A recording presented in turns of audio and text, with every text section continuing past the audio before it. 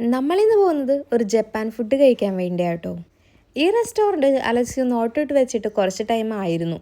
അപ്പം ഇന്നാണ് അതിന് എന്താ പറയുക സാവകാശമൊക്കെ കിട്ടി ഞങ്ങൾ പോയത്. ഞാനൊട്ടും കംഫർട്ട് അല്ലാത്തൊരു ദിവസമായിരുന്നു ഇന്ന്.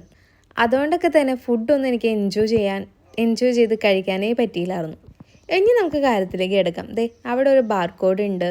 ആ ബാർകോഡ് സ്കാൻ ചെയ്തിട്ട് നിങ്ങൾക്ക് ഡിഷ് ഓർഡർ ചെയ്യാവുന്നതാണ്. അങ്ങനെ നമ്മൾ ഓർഡർ ചെയ്ത സംഭവങ്ങൾ ഓരോന്നോരോന്നായിട്ട് നമ്മുടെ ടേബിളിലേക്ക് വന്നു കേട്ടോ.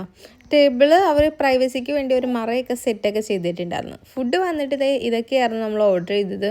പ്രത്യേകിച്ച് ടേസ്റ്റ് ഉണ്ടോ എന്ന് വെച്ചിട്ടുണ്ടെങ്കിൽ ടേസ്റ്റൊക്കെ ഉണ്ട്, കുഴപ്പമില്ല എന്ന് പറയാം. കഴിക്കാം നമുക്ക്. പിന്നെ ഇതൊരു എക്സ്പീരിയൻസും കൂടിയല്ലേ. നമ്മളെപ്പോഴും ഒന്നും കഴിക്കുന്നില്ലല്ലോ. ഞാനെപ്പോഴും ഫുഡ് കഴിക്കാൻ പുറത്ത് പോകുമ്പോൾ ഞാൻ ഇങ്ങനെ ചിന്തിക്കുന്ന കേസാണ്. ഇപ്പം തന്നെ 30 വയസ്സായി. ഇനി പോയൊരു 30 വയസ്സും കൂടി ജീവിക്കും.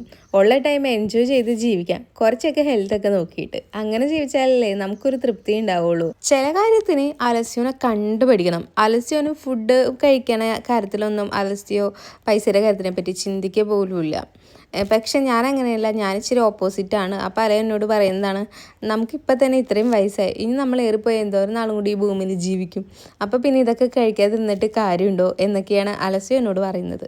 അലസ്യോൻ്റെ പാരൻസും അങ്ങനെയൊക്കെ തന്നെയാണ്. അപ്പം ഇത്രയൊക്കെ ഉള്ള വിശേഷം. അടുത്ത വീഡിയോ കാണാം. ബായ്.